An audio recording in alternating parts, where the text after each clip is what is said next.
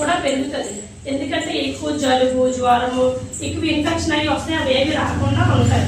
6 నెలల తర్వాత మాత్రమే అదనపు ఆహారం పెట్టాలి పిల్లలకి. ఏంటంటే అంగన్వాడీలో బాలామృతం ఇస్తారు కదా, అది పెడుతుండాలి. నెక్స్ట్ మనం అలా నెలలు పెరిగిన కొద్ది సిరిలాక్ లాగా క్యారెట్ యాపిల్ ఉడికించి కొంచెం కొంచెం అంటే అంటే అంబల్లాగా లైట్ చిక్కగా కాదు పచ్చలేదు మధ్యలో స్పూన్తో పట్టిస్తూ ఉండాలి. ఇంకా నెక్స్ట్ ఏంటంటే పిల్లలకి ఫ్రూట్స్ లాంటివి కూడా అలవాటు చేస్తూ ఉండాలి. మనం ఐరన్ టాబ్లెట్ వేసుకోవాలి, అదే బాగాలేదు.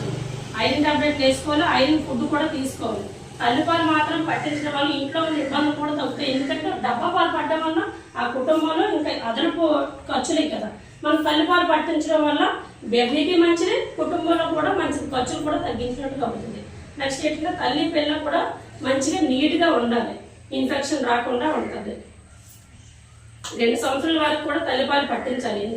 మనకి తల్లులకి బ్రెస్ట్ క్యాన్సర్ కూడా రాకుండా ఉంటుంది తల్లిపాలు పట్టడం వల్ల. కొంతమంది ఏంటంటే కొంతమంది తల్లిపాలు పట్టడం వల్ల డబ్బా పాలు అలవాటు చేయాలి. డబ్బా పాలు వల్ల బేబీకి ఇబ్బంది ఉంటుంది, అలాగే కుటుంబం ఖర్చులు కూడా అదనంగా పెరుగుతాయి.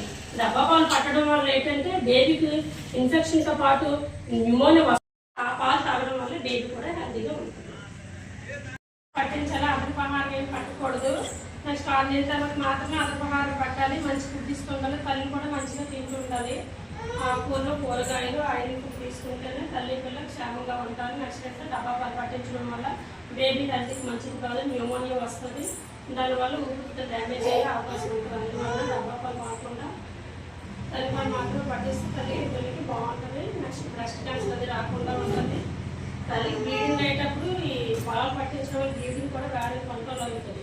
నెక్స్ట్ ఏంటంటే నెక్స్ట్ గర్భం కూడా వేరేగా రాకుండా ఉంటుంది తల్లిపాలు పట్టించడం. పాలు పట్టడం తల్లి పిల్లలు